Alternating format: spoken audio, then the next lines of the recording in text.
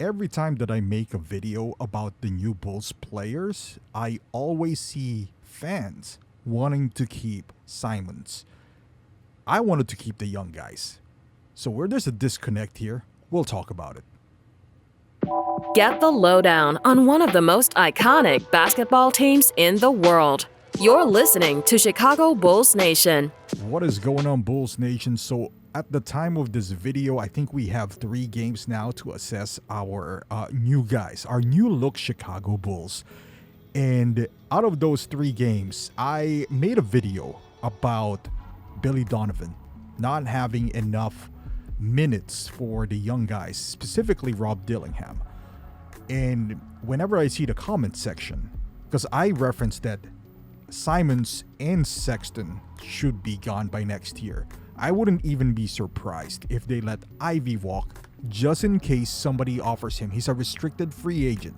If somebody offers him a lot of money, if I was the Bulls and depending on what I have, I wouldn't even hesitate on letting him walk as well.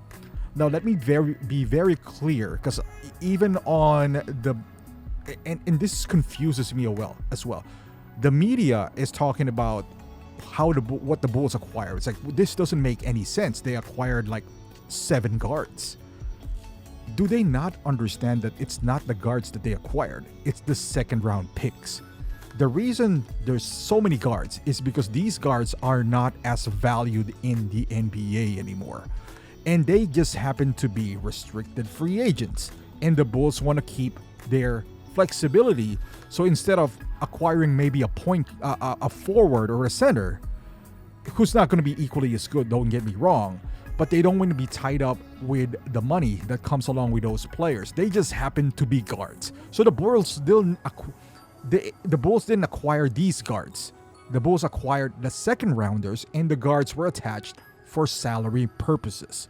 Now, with that being said, I think the Bulls should still retain a couple of those guards. And who are those couple? I believe that it's going to be Jaden Ivey and Rob Dillingham. Now, I'm not saying they are the best players on the trade, but they are the players who you have upside. The better players on the trade is Sexton, arguably, and Anthony Simons in a large margin.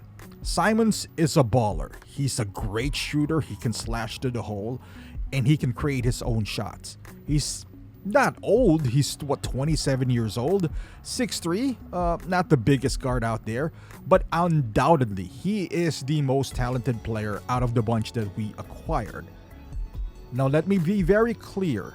The Bulls does not need the most talented player. As of right now, as the time of this recording, they're saying, hey, Simons is a shooter, he's a bucket. I agree with all of that. What the Bulls need is somebody who has a lot of upside. Now, what does upside means? Does that mean you can score 20 points? No, we've had upside. That's Kobe. We got somebody who scores 20 points. That's Kobe White. We need somebody who's an upside to become a star. And I think at this point of their career, we can already tell that Simons is the player who he is. A guy who can score in bunches, who's a very, very good player. But players like those are more valuable to a contending team. Now, what does a contending team does have? A bona fide star. Somebody like Jaylen Brown, Jason Tatum, Anthony Edwards. We've had players. It feels like we're a farm for good role players for a contending team like Ayo and Caruso. Caruso is more valuable to the Thunder than he is with the Bulls. Let's just put it that way. Caruso could retire as a Bulls all we want, and he would never win a championship here. He would be fun to look at for sure, but I'm just happy that the Bulls finally realized that they need a star. And where are they going to get those stars? In the draft? Young players. They're hoping that they would replicate a Josh Giddey type of acquisition. Now, is that going to happen with Rob Dillingham and Ivy? Maybe, hopefully, or maybe not. If it doesn't happen, like let's say Rob Dillingham is just a bust. As long as they don't sign him long term, Ayla, Patrick Williams, then nothing was really lost. Because you could sign Anthony Simons here for the next 5 years, and he wouldn't take the Bulls past 7th seed. I can almost guarantee. We've seen his peak at Portland, and they decided it was Shaedon Sharpe. That is going to be the difference for the Bulls. They need to realize when to move on. They didn't realize that early with Kobe White. They didn't realize that early with Ayo Dosunmu. The Bulls are in this notion that they can curate a team of role players and it would go far. In the history of the NBA, only 2 teams have done that. Maybe even just you can call that one. But this is no disrespect to that team. The Detroit Pistons. They're not a bunch of role players. They're good players. They're Hall of Famers. But no one's really a bona fide star on that team. The other one is the Dallas Mavericks with Dirk Nowitzki. And Dirk Nowitzki's a Hall of Famer. He's a bona fide star. But compared to LeBron, Bosh, and D Wade, you would count them out. It was just a magical run by Dirk. So you can even eliminate him from that equation. So that means it's just Detroit Pistons, who doesn't have a quote-unquote bona fide star that won a championship. It sounds good in theory to have somebody like the Pacers who did it last year, but in reality, it's very tough to do. So now what you're hoping now is Jaden Ivey to become a star. What is his peak? Is he going to be the next Dwayne Wade? Can he regain his legs back? What is Rob Dillingham's peak? Is that going to be Allen Iverson? Can he be a Jalen Brunson type of guy? Can we look at the new iteration of Luka Doncic in Josh Giddey and in Rob Dillingham as Jalen Brunson? Can we recreate that magic? I don't know. Probably not. Maybe not. But there's a sliver of hope that maybe it becomes that. Compared to if you keep Simons, you know what you're going to get. You might be Portland. You might sniff the playoffs. I don't even think Portland sniffed the playoffs with Simons.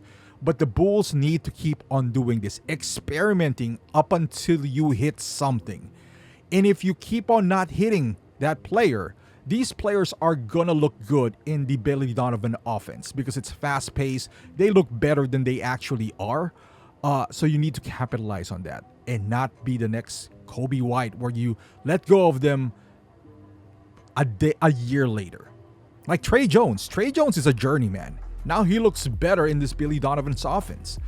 Josh Giddey was let go of the Thunder. Now he looks like a triple-double machine.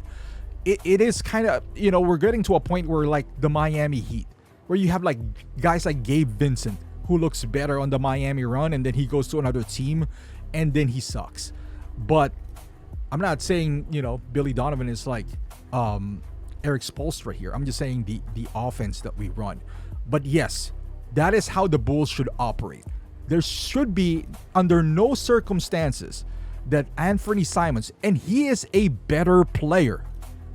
We're not in the business now of getting better players. We're in the business of finding a star, a potential star. I'm not saying it's Rob Dillingham, but look at this highlights right here. But if he is, you gotta take that chance. You don't sign players who are already made long-term contracts. Heck, if Ivy wants to sign Ivy, can't watch him and tell you the reason he can't score. Let him go. I just think he should score more. Well, this guy can score. Simons late shot clock off the heel. Pritchard the offensive rebound. Simons tees it up again. There we go. It only takes one, Drew Carter.